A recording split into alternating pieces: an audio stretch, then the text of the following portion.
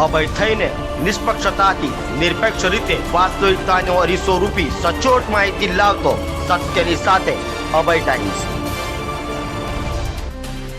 દાહોદ જિલ્લાના સિગવડ તાલુકાના તોરણી ગામની તોરણી પ્રાથમિક શાળાના આચાર્ય ગોવિંદ નટ દ્વારા શાળાની 6 વર્ષીય બાળકી પર બળાત્કાર ગુજારી હત્યા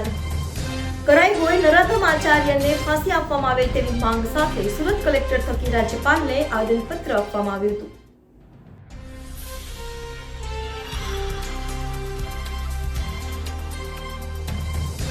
સમસ્ત આદિવાસી સમાજ ગુજરાત રાજ્ય દ્વારા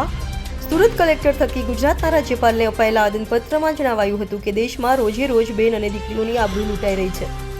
ત્યારે આવા નરાધમો સામે કડક પગલાંની માંગ કરવાની સાથે જ હાલમાં જ દાહોદ જિલ્લાના સિગવડ તાલુકાના તોરણી ગામની તોરણી પ્રાથમિક શાળાના આચાર્ય ગોવિંદ નટ દ્વારા શાળાની 6 વર્ષીય બાળકી પર બળાત્કાર ગુજારી હત્યા કરનાર હોય નરાધમ આચાર્ય ગોવિંદ નટને ફાંસી આપવામાં આવે તેવી માંગ કરી હતી।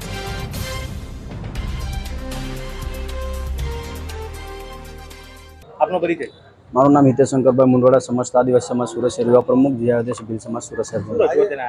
આજે સુરત શહેર કલેક્ટર કચેરી અમે અમારા સમાજના લેટર પેડ નીચે આજે અમારા આદિવાસી પટ્ટામાં દાહોદ વિસ્તારમાં જે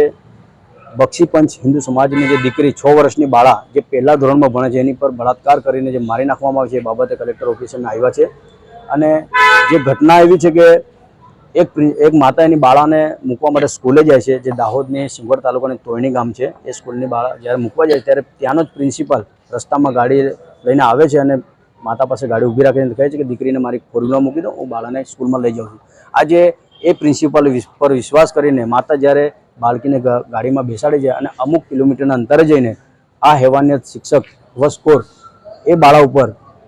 પોતાની ભૂખ સંતોષવા માટે બાળાને જ્યારે બળાત્કારનો દુષ્કર્મનો પ્રયાસ કરે છે ત્યારે બાળા અંદર રડારો અને બૂમોબૂમ કરે છે, ત્યારે એ બાળાના મોઢા પર હાથથી ટૂંપો દે છે અને ગળા પર હાથથી ગળું દબાવી દે છે, ત્યારે બાળકનું નાની દીકરી જે ફૂલ 6 વર્ષની એનું મોત થઈ જાય છે। આજે નાની 6 વર્ષની દીકરીનું જ્યારે દુષ્કર્મ આચરનાર આ હેવાનિયત શિક્ષક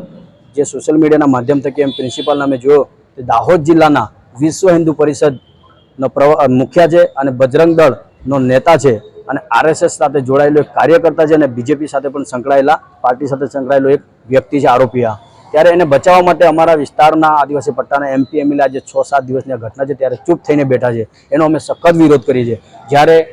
પશ્ચિમ બંગાળમાં ઘટના ઘટી હતી ત્યારે પશ્ચિમ બંગાળની જે ઘટનામાં આખા ભારત દેશના હિન્દુ સંગઠનોથી દરેક સંગઠનો જે રોડ પર ઉતરી આવતા અને ગુજરાત બંધનું પણ એલાન આપતા હોય, ત્યારે આજે એક હિન્દુ સમાજની હિન્દુ સંગઠનની જે દીકરી અમારા આદિવાસી વિસ્તારમાં અમારા પરિવારની વચ્ચે રહી છે અને આજે એ દીકરીને બાળાને ન્યાય આપવા માટે એના પરિવારને આપવા માટે કોઈ હિન્દુ સંગઠન, કોઈ હિન્દુ વિશ્વ પરિષદ કે બજરંગ દળના કોઈ પણ